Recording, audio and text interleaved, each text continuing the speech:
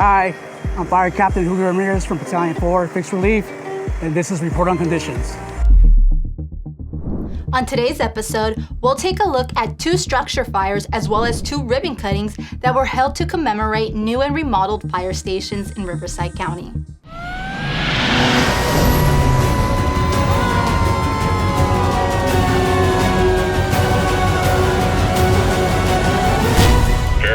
Engine 1 with report on conditions. Hi, I'm Karina Espinosa. Thanks for joining us.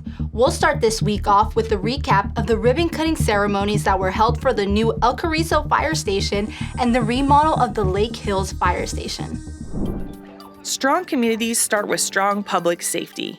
The replacement of El Carrizo Fire Station 51 with the new modular home is now complete, providing firefighters with a modern, efficient space designed with expanded living spaces.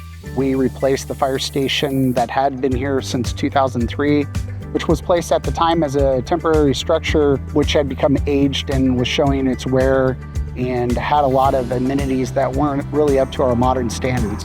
Built with the future in mind, the new station helps ensure reliable service while minimizing disruptions to the community.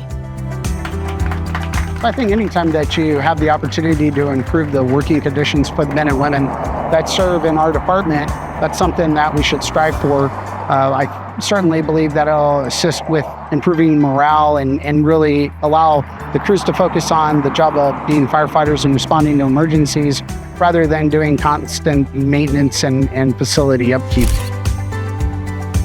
Fire Station 82 at Lake Hills has also been fully remodeled, revitalizing a long-serving station with updated systems, improved functionality, and enhanced spaces for the crews who call it home. The remodeled station is now over 7,000 square feet with 6 dual-occupancy dorm rooms, a new gym, and separate dining and day room spaces. I'd like to thank the Executive Office, Supervisor Spiegel, specifically for providing us the funding and really the support to allow us to move this through the process. Together, these completed projects reflect an investment in our neighborhoods, our first responders, and the safety of everyone who lives and works here. They're more than upgrades, they're a commitment to the community we proudly serve.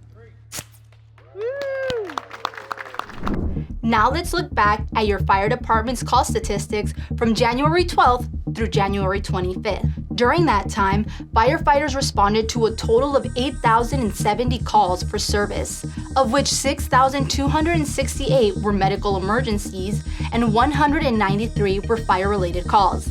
Let's dive into a few of those incidents. On Wednesday, January 14th, firefighters responded to a reported vehicle fire in the 49,200 block of Grapefruit Boulevard in the city of Coachella. The first arriving engine reported 1 passenger vehicle well involved with fire with immediate exposure to 2 additional vehicles and some ornamental vegetation. Firefighters were able to contain the fire to the vehicle of origin after about 5 minutes, and crews remained on scene for 45 minutes working on overhaul. There were no injuries to civilians or firefighters reported. Around 10 a.m. on Sunday, January 25th, firefighters were dispatched to multiple reports of a house on fire in the 150 block of Clydesdale Avenue in the city of Jurupa Valley. The battalion chief was first on scene and reported a single-story, single-family dwelling with heavy fire showing. As the fire rapidly spread, the chief requested an additional 2 engines to assist. The fire was declared contained just before 11 a.m., and the primary and secondary searches were clear of any entrapped victims.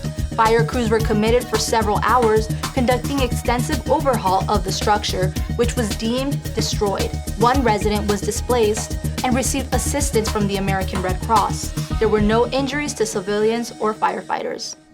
This message brought to you by FEMA. Stay fire safe this winter.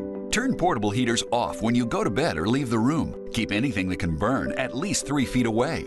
Plug portable heaters directly into wall outlets. Inspect and replace damaged cords, broken outlets, or loose connections. Use portable heaters with an automatic shutoff so that if they tip over, they turn off. Only use portable heaters approved by a recognized testing laboratory. Learn more at www.usfa.fema.gov.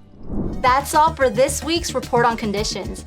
Follow your firefighters in action on our social media at CAL FIRE RRU and stay up to date on incidents happening countywide.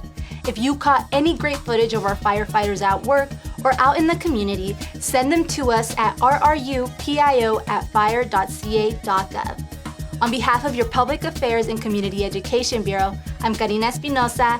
Thanks for watching.